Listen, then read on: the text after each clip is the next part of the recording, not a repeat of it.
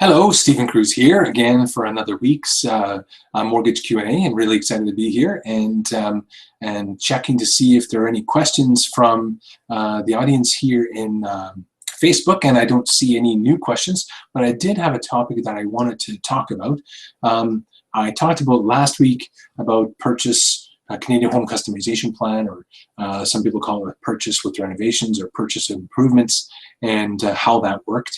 And for first-time home buyers, that's a program that is utilized by many first-time home buyers to help you to get the perfect house and to help you to really be comfortable in your new home. So a lot of first-time home buyers will buy a brand new house instead of a resale home because they want it to be perfect and they don't want to be moving into an old house and then having fixed problems.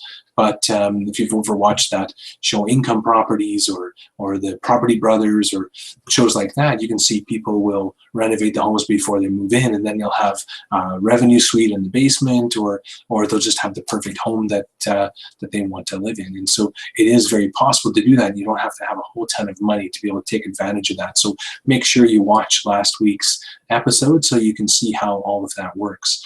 So for this week, what I want to talk about is first-time home buyers and the advantages that first-time home buyers receive. There's really two main advantages for a first-time home buyer. The first one is you get a tax credit when you file your taxes the year that you purchase your property. So if you purchase your property this year, 2016, then in April when you file your taxes, you'll get a tax credit of $750 for the home purchase that you made, your first home purchase that you made in 2016. And if there's two of you, husband and wife, or two partners purchasing their first home together, then each of you will get that $750 tax credit. The next advantage that you get, or the second advantage you get as a first-time home buyer, is that you're allowed to withdraw funds from your RSP towards the purchase of your house. Now I say toward the purchase, it's not necessarily for the down payment. So you can take the money out and use it for renovations if you want, or use it to purchase furniture, use it to pay off debt, use it to do all sorts of different things. So you don't have to use it for the down payment, but many people do. The maximum you're allowed to take out is $25,000. And again, if there's two of you, that's $25,000 each that you can withdraw from your RSP toward your home purchase. The main keys to remember when you're taking money out of your RSP as a first-time home buyer is the funds have to be in the RSP for a minimum of 90 days. And so if you're planning on purchasing and you haven't put any money into your RSPs, then if you put them in today, then you have to be able to have them in for 90 days before you take them out towards the withdrawal. So you have to be careful not to withdraw it before the 90 days, otherwise you'll pay tax on that contribution. So that's one of the main keys is keeping it in for 90 days. Second key to that program is that you have to pay it back over 15 years. So you take whatever amount it is you withdrew, divide by 15, and then you pay that back each year over the next 15 years. If you miss a year, then for the year you miss, your income basically goes up by that effective number.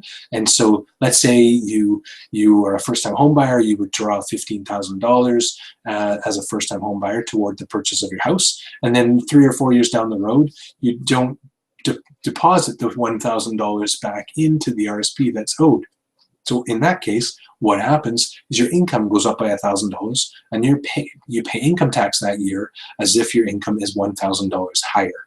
And so it's an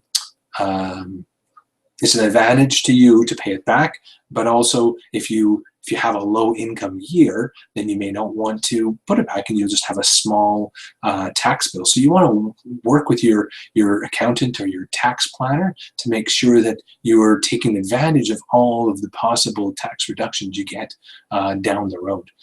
So those are the first two keys. The second key is that you can actually withdraw up to 30 days after you take possession. So if, let's say you take out 15,000, you've still got 5,000 left, but you didn't think you needed it, and then within 30 days after your home purchase, you realize, oh, you know what, I really want to do something with this money, build a fence or re-landscape or something, then you can take out the extra money from your RSP up to 30 days after your possession date under the first-time home buyer's plan. And so that gives a little bit of flexibility to you just in case the possession date doesn't line up exactly with the amount of days you have had your RSP in the money in your RSP to qualify under the first-time home buyer plan. So those are really the main keys to being first-time home buyer. To be considered a first-time home buyer, then you have to not have lived in a home that you own or in a home that is owned by your spouse for 5 calendar years. And so if you've been renting for the last 5 years and you're married and you're both renting and neither of you have owned a home and lived in a home, then you're considered a first-time home buyer again. So you can be a first-time home buyer multiple times in your lifetime. But once you're consecutive homeowner, then you're not considered a first-time home buyer any longer. There are some other disability home buyers and purchasing for people with disabilities, some other things like that. If you need to know about that, then definitely give me a call and we talk personally about your situation, because there are different qualification purposes for that. So talking about the 2 advantages, really the 2 advantages move us into a strategy that many first-time home buyers employ, and I talk to many first-time home buyers to employ this, is that to take advantage of this home buyer withdrawal program. Because let's say you've been saving your money, and many people do, and nowadays people don't put money into RSPs as much as they used to, and so what they do is they put it into TFSAs or just a bank account or whatever. And so I had a couple of clients who were saving all of their funds inside a TFSA and didn't save any in an RSP. And so what we did is they were thinking about purchasing a house, but not until the summer, so 5-6 months down the road. And so what we did is we suggested that they take the money from their TFSA and switch it into their RSP. So they each did this, each had about $20,000 saved. They moved the money from the TFSA into the RSP, and then they got the tax deduction receipt. And so when they make a $20,000 contribution, they're both in approximately the 30-35% marginal tax rate, which means that they're going to get between $6,000 and $7,000 back in taxes in April when they file their tax return. So that's $6,000 to $7,000 each.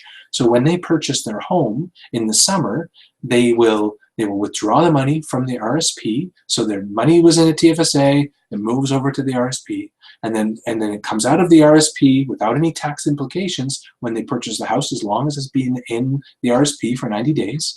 And then next year, when they move in, when they've moved into their house and all established and everything, they're going to get a tax credit or a tax rebate of almost $14,000 because they just shifted their money around.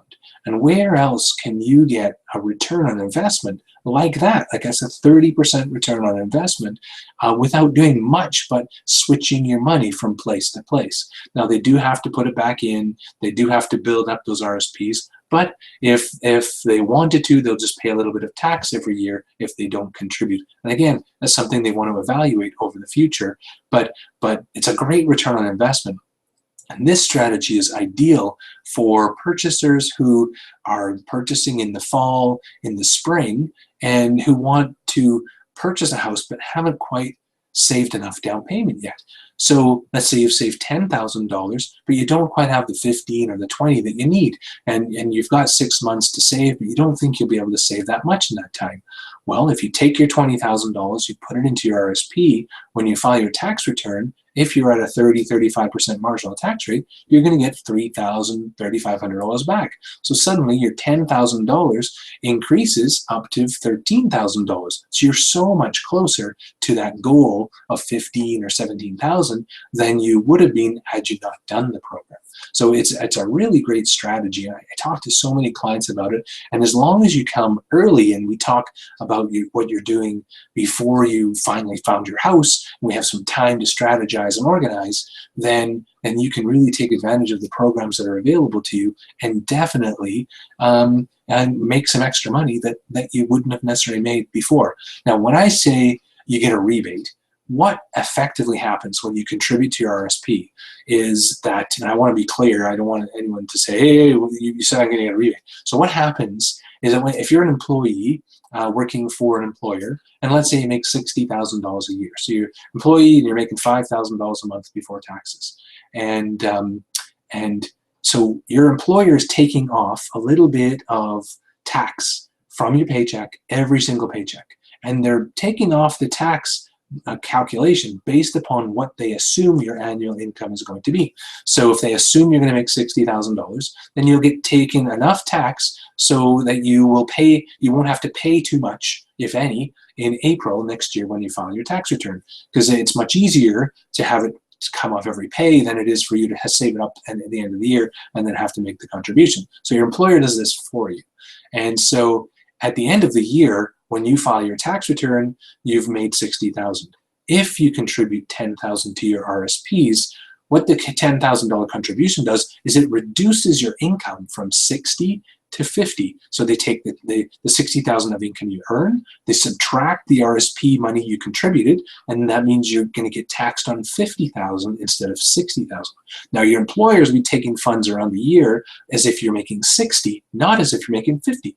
And so when that happens, they've taken more tax than they should have taken because your actual income that you're declaring as income in that tax year is 50,000. And so that's why you get a tax rebate at the end of the year. It's because your employer and you basically are putting more money into your tax savings, tax account, your CRA account, I guess, CRA account every month. And so you're going to just get a portion of that back because your income is lower than you had expected and your employer had expected. If you do RSP contributions every single year, then you can go to your employer and actually fill out a form and have them reduce the CRA deductions that you take, and then at the end of the year you will not get a tax rebate. And so you'll just make less contributions every month, or you get more money in your paycheck from your paycheck, more net income from your paycheck every single month or every 2 weeks or whatever. But at the end of the year you're not going to get a huge tax rebate because you received it in smaller increments throughout the year. So I just wanted to clarify so that you understand and know what I'm talking about, but it's a fantastic strategy that I have had so many first-time home buyers explore to take advantage of and be able to purchase a house. One other strategy we use with this first-time home buyer plan is that if you don't have any money, let's say, and you want to still purchase a house, one thing you can do is take out an RSP loan and take the RSP loan and put the funds into your RSP. So let's say you take a RSP loan for $15,000. So again, I do this because of ease of calculation in my head. But so you take an RSP loan for $15,000, you put the money into your RSP. Now you're going to get a tax rebate based upon the reduction in your income, as I discussed. So you're going to get about 30 to 35%, unless you're in the highest marginal tax rate, but let's just say 35%. And so you're going to get about a third of that money, or $5,000, back in April. So now you have to pay this loan back over time, but now you've built up $5,000 of savings that you didn't have before. When you go to purchase your house, you would take the money out under the first-time home buyer program, and when you take the money out under the program, you take the $15,000 out, you're not going to use it to pay for your house because you want to pay off your RSP loan. So you take $15,000 out, pay off the RSP loan. You don't have that RSP loan any longer, but now you have $5,000 of savings that you can use towards your down payment and or whatever. So that's how the strategy is employed, especially when there's two spouses who want to do it together. Each of them can take out, say, $20,000, and that's $6,000 each. That's $12,000. That's almost enough to put 5% down on a purchase of around $300,000 to $350,000. So it gets them so much closer to buying without doing much but just shuffling the money around a little bit. So hopefully that helped. Let's just check and see if there's any comments or any questions about what's going on this evening. No, I don't see any questions from anyone. So what I'll do is I'll say until next week. Hopefully you've enjoyed my program and the different questions we answered here at the Mortgage Q&A on my live hangout. And if you do have any questions throughout the week, then please feel free to give me a call or text or email me and let me know any questions you have or you'd like me to answer during this segment here. Also, what I'd like to do is talk about next week. Potentially next week, what we're going to talk about is your credit. So we'll talk a little bit about what's good credit and bad credit, how to keep your credit good, and how to improve your credit.